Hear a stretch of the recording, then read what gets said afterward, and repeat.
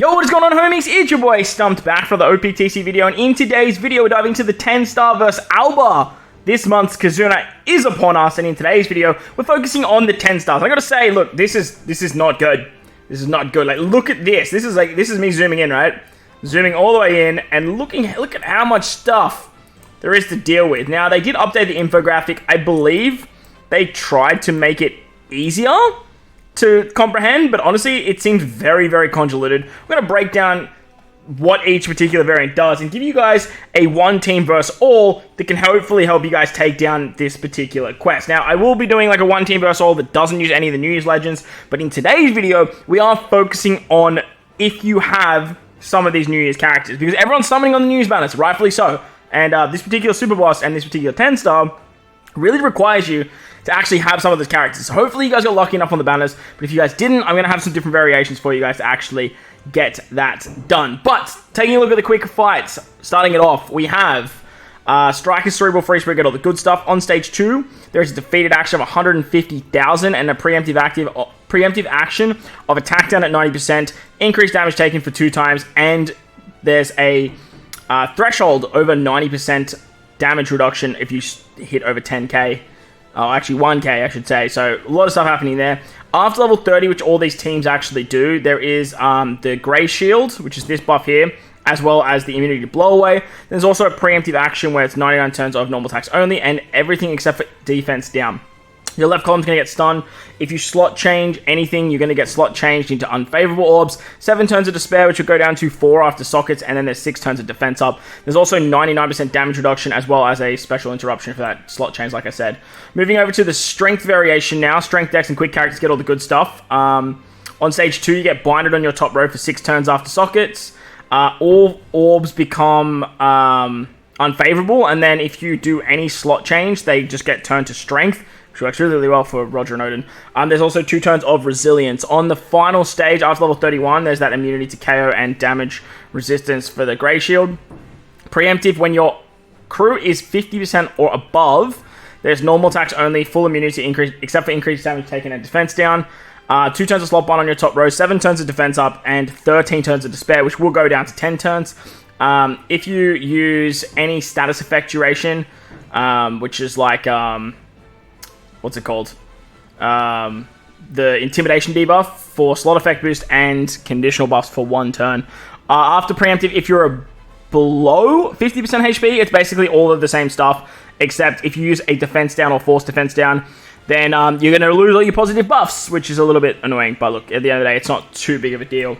On to the final stage. Striker, Shooter, and Powerhouse characters get all the good stuff. Stage 2 has 95% damage to you, and then has 5 turns of Rainbow Shield, and then a burn of 10k for 5 turns. So be careful hitting those perfects. On the final stage, there's the Grey Shield and the immune to blow away.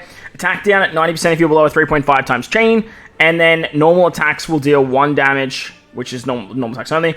Full immunity except for defense down, and then 6 turns of resilience. Your slot effects for all the colors will go down to 0.5 when unfavorable, 1 times otherwise, and then decrease the chain multiply growth rate of 0.1, reducing damage by over 1,000 for 6 turns, so threshold. And then if you do any conditional boost, you are going to lose all your beneficial effects, from what I can see here. So some pretty nasty stuff. If you are doing a one team versus all, you do want to build it around strikers and strength, dex, and quick characters. Obviously, being the new legends, being all basically strikers, and free spirit characters, and then a slasher character with Zoro Sanji. You're going to have a bit of a rough time if you guys are missing them. But like I said, stay tuned for that video, because I will be putting that out depending on what you guys need. But for today, we are going to be focusing on having the New Year's badge. So the first one team versus all is led by Roger and Odin, and all these teams that you guys see in today's video will include Marco as a friend captain, so just be mindful of that. Now, using Roger and Odin as our captain, we can use the other 2 New Year's legends of Zoro Sanji, and then we can use Yamato to round out the team. Now, you are going to need some stun removal for the quick team, so having the pudding support on Zoro Sanji gives you a HP cut when you move into the final stage. That gets around the stun for the left-hand column.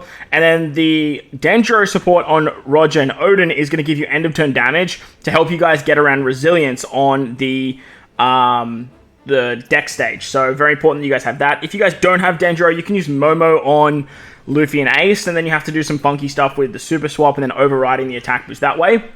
But for this particular team, on stage 2, you're basically going to be using Marco every single turn. Marco can remove Threshold, he removes damage reduction, he gives you a % damage reduction for yourself.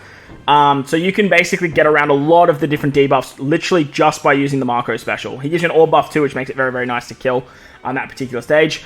You do have to be very careful with hitting perfects on the deck stage, because if you hit perfects, you're going to take 10,000 damage. You're going to be already at very, very low HP. So getting the rush is kind of like not a thing, but you can get it with this particular team for the other two variations, because you have the Whitebeard and then you have Luffy and Ace. Luffy and Ace take care of stage 2 against Strength very, very nicely. They're going to apply a burn as well as remove bind, which is great. They can be an attack booster, they can be an orb booster, depending on what you need. And if you switch with Zoro Sanji first, they actually give you both. So you can overwrite Zoro Sanji's ability and then access that Momo support, like I said, for end of turn damage. If you guys are looking at another way of getting around resilience. But they're here for the bind, they're here for the burn, all that sort of fun stuff. Yamato is going to be our color affinity booster. She's very, very good because she gives a 2.75 color affinity and increased damage taken. You can use her final tap too, which is great. She hits very, very hard. You do need 3 of the following characters though, so unfortunately... she doesn't have Ace, unfortunately. If she had Ace in a... Oh no, we have Luffy. Yeah, no, you actually can get it, because Odin is actually part of it. So you can actually use her final tap. I had a feeling you could. Zoro Sanji, they can get us above the 3.5 times chain boundary. You have Whitebeard for chain boundary, as well as the Luffy and Ace super swap. And then utilizing Whitebeard can also get around Threshold, which is super, super nice. But so does Zoro Sanji. They get around defense up too. So the Whitebeard, honestly, is pretty replaceable in this particular team. He's basically here for chain boundary when you're using the Luffy and Ace special on stage 2 of the strength variation.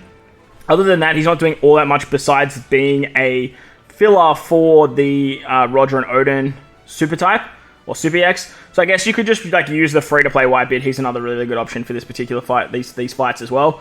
So you could definitely slide him in on this particular team.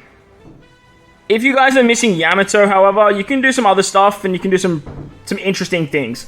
I did bring the waifus into this team. If you guys are missing Yamato just as a straight swap, you can use the Brook support to get damage reduction on stage 2 of the quick variation, and then use something like Luffy and Ace to get around the threshold, because waifus are removing attack down as well. And that way, with the combination of the waifus and Luffy and Ace, you can pretty much take care of stage 2 for most variations. However, you are going to want to use Marco to get around the damage reduction on the strength variation, and you want to keep the color affinity for the final stages. So, like I said, I basically just brought in the waifus over Yamato if you guys are missing something like Yamato.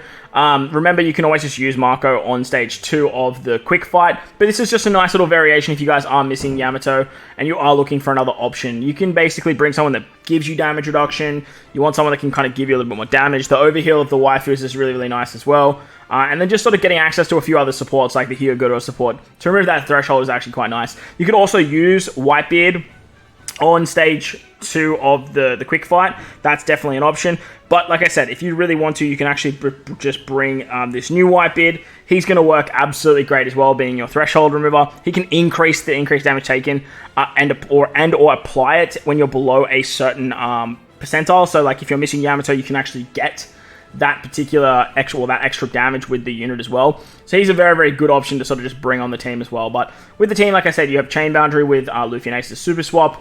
You get a massive chain buff with Zoro Sanji, turning everyone into free spirit and slashes as well, which is really, really nice. And you can do a lot of damage with this particular team. So this is if you don't have Yamato, but what if you're missing Zoro Sanji?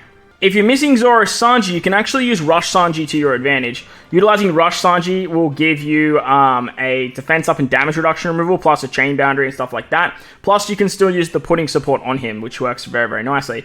However, you are going to be able to get his special on the Dex variation, which is where you need to be above that 3.5, I believe, chain boundary. But this is where the Whitey base support comes in on Whitebeard. Works really, really nicely. Again, you can use the other Whitebeard too. Like that's going to work absolutely fine. And then utilizing something like Momo on Yamato or Luffy is going to help you guys get just that little bit more chain when it comes to like tapping.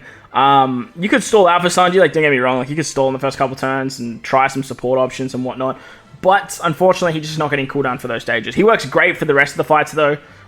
This team has a lot of chain boundary on, as you can see. Roger and Roden, they're kind of carrying your damage. Yamato's giving you color affinity, and you're getting around damage reduction. That way, once again, you can just keep using Marco on stage 2. That'll work absolutely fine.